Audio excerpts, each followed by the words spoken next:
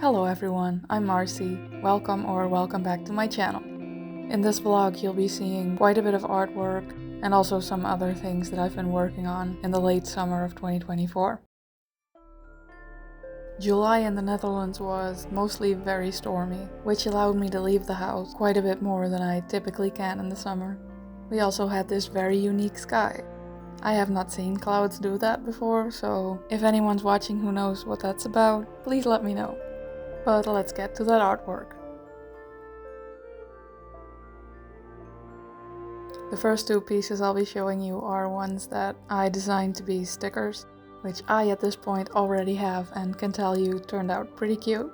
And they were a lovely way to get back into my personal artwork after having done a pretty long commission job. This first one is a ghost creature enjoying the company of a cat, and I made it for all the people who, like myself, are at their happiest when they get to interact with some kind of small animal. This drawing was a joy for me to work on, and I hope you can tell when you look at it. Now let's see the other one. I think I must have been looking for things that are calming and soothing because this one is as well. Although when I start to color this one you may be getting a little bit worried about what's in that cauldron. But still, I think this does look pretty cute. And besides, skeletons and cauldrons are two of my very favorite things to draw. By the way, what do you think of that black paint? I don't own a real black, so I always try to mix something that complements the other colors in the painting. And the same goes for green and orange actually. I have some, but they're not those classic Halloween shades that I'm so fond of. And unlike with that black, I would love to have a pumpkin orange watercolor, so please tell me if you know of one. And by the way, if you're curious about the candle, that smells like cotton candy and my husband got it for me. Thanks, Paul. Meanwhile, I'm getting to the fun part of the painting process here, which is the shading. And that's always especially satisfying on something round like this cauldron.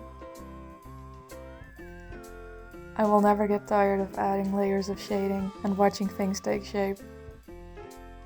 After the final touches on these bubbles, I will be done with both of these sticker designs. What do you think?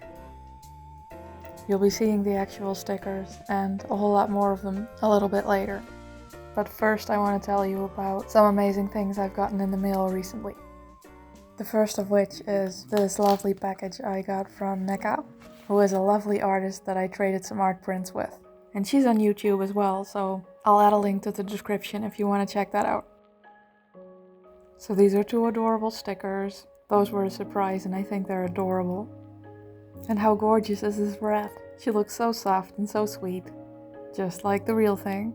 I love rats. I also love puzzles, so I really like this print of a girl with a Rubik's Cube. And then this one. This is the print I was most excited about. It's my favorite drawing of anything Neka has ever done. This character just has so much personality to her. The pose is amazing, I love it. Then we have these pumpkin cuties, just so adorable. Here's a beautiful sleepy owl. Neka included a really kind note as well. And that has this lovely lady on the back. Two of these stickers went straight into my journal. And here's everything else one more time. Thank you again, Neka, if you're watching. I love them so much. The other package I got is a present from my friend Sandra. Everything in here is wrapped and it has personal notes on it, which I thought was such a cool idea, because now it feels like she's here telling me about all the presents. She included some delicious tea, which I drank right away. And the next thing I've opened is the best thing in this present, which is this drawing that she made especially for me. And she knows me well because I adore this drawing. There's also these postcards with these adorable dolls on them. Next there was a blank tile that you can paint yourself, but I was worried about it scratching the other stuff, so I put it to the side. This book, The Little Witch, is very wholesome, which I can say because I've read it by now. It's about this very kind witch doing thoughtful things for people. This other one, The Great Ghost Rescue, is similar, except it's about a human being doing kind things for ghosts and some other creatures. Both of these books were awesome. By the way, did I show you this beautiful paper that she wrapped everything in? Wow. Then there's this Dead Boy Detectives comic with fantastic illustrations in it. And finally, here's the one thing that I knew she was sending, which is this set of sculpting tools, because she knows I want to try sculpting.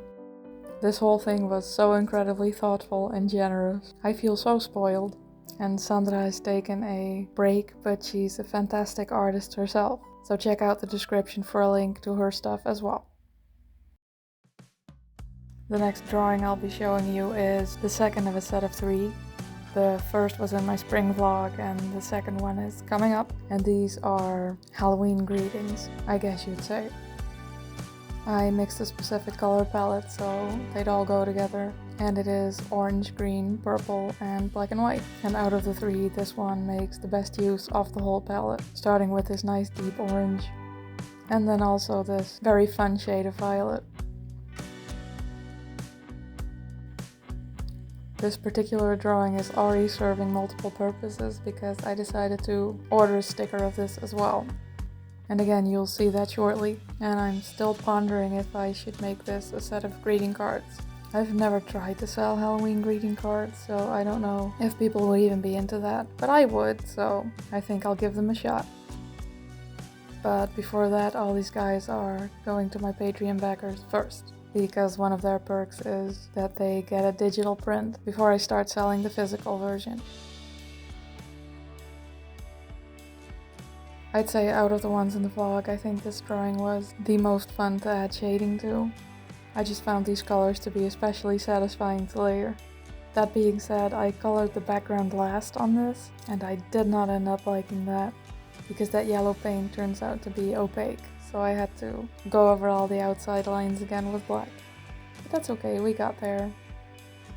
But you are also watching me make a mistake. This is the wrong green marker. So when you see this picture again, it'll be fixed with a lighter shade of green. I'm lucky that part wasn't watercolor.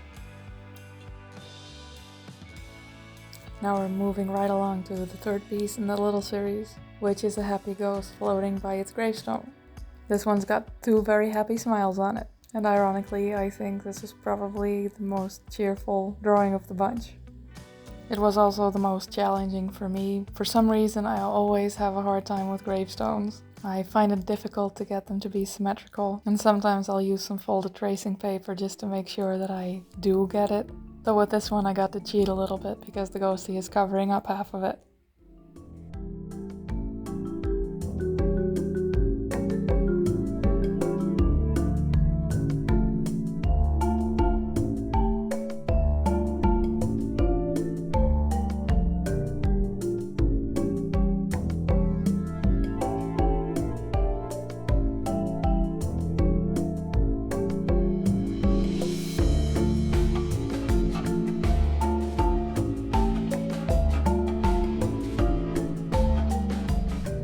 I'm hurrying along again to the parts where I'm adding shading and texture. And unlike the shapes of gravestones, I love adding texture to them. And to anything else with that texture to it. Because you get to be kind of messy and it's very hard to get wrong. If you haven't done this before and you want to try it, just put down lots of little dots and tap around them a bit with your finger or tissue to add extra detail to it. Do that in a few layers on top of each other and it'll quickly start looking pretty cool. It's not necessarily fast because of the layering, but it is fun and easy. And now I think all we've got left to do is some shading in the bottom half of the painting. And then those marker lines at the top.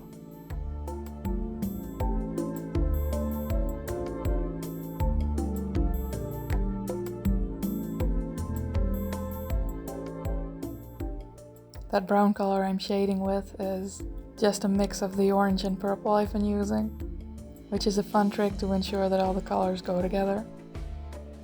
That same purple's in the gravestone as well.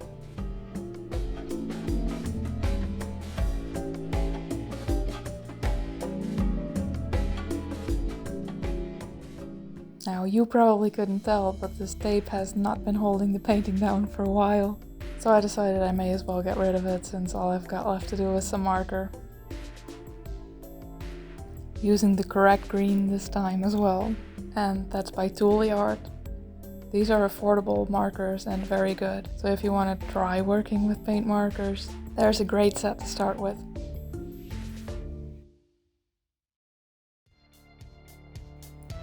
Here's a shot of all three of these together. I do think it's a fun little collection and I hope you guys do as well. Just a little while later I had stickers of most of the stuff that you just watched me make. And I decided to do something special for the start of fall and Halloween season, which is mystery sticker packs.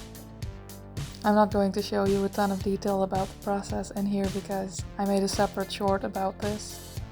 But here's me inking the label that I want to stick on each pack. I bought some sticker paper to do that with and some fun colored envelopes. And then started putting together little sets of 3 stickers that I'm selling at about a 33% discount. Each sticker is in the mix 3 times, but I spent quite a while making sure that every set is unique. And this was really fun, and they did well in the shop. Although at the time of me recording this, there are still a couple of them left, if you want one.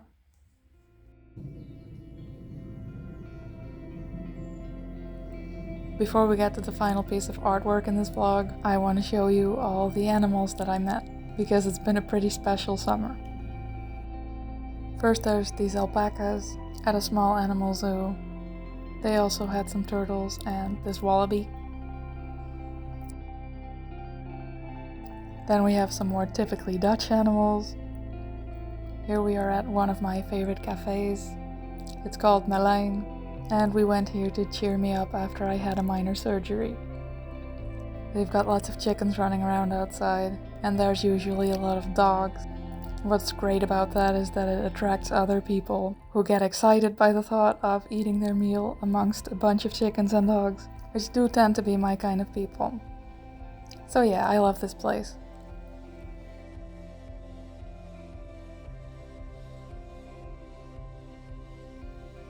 Then we met this tiny baby toad in the woods, but I didn't think it liked having me there, so I didn't film for long. Next we have an animal that was a lot more excited to see us, a little bumblebee that we fed some syrup to. Of course we can't get through a whole vlog without me showing you my own adorable pets, so here's Bourbon being especially sociable, and my guinea pigs enjoying some dried leaves and flowers.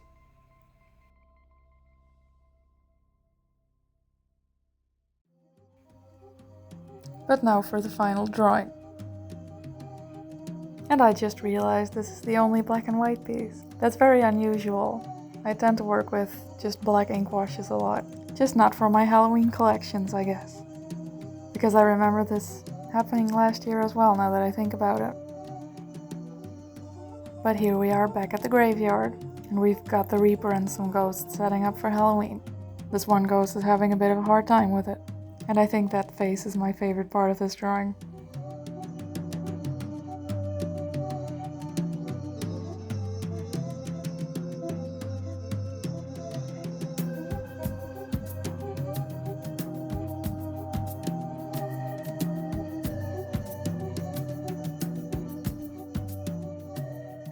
The painting process of this one was influenced by my life a little bit. The weather started getting quite stormy and I decided to draw a stormy sky in here as well. So here I am dropping in some ink and trying to keep the background quite loose. And it won't look like much at first, but keep an eye on it as the drawing progresses because it ends up quite pretty when it dries. Which of course is why most people like to work with inks and watercolors like this. But it's always special to me. I've also just realized this drawing combines most of the things that we've seen in the previous ones, because we've again got ghosts, a skeleton, pumpkins, a grave, and a cauldron, just combined in a very different way.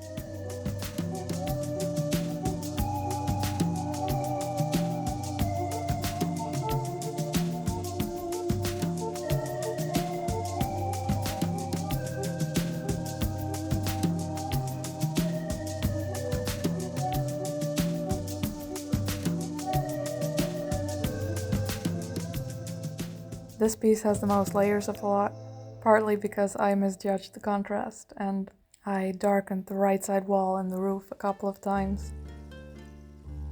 And I am glad I did that because it does look better.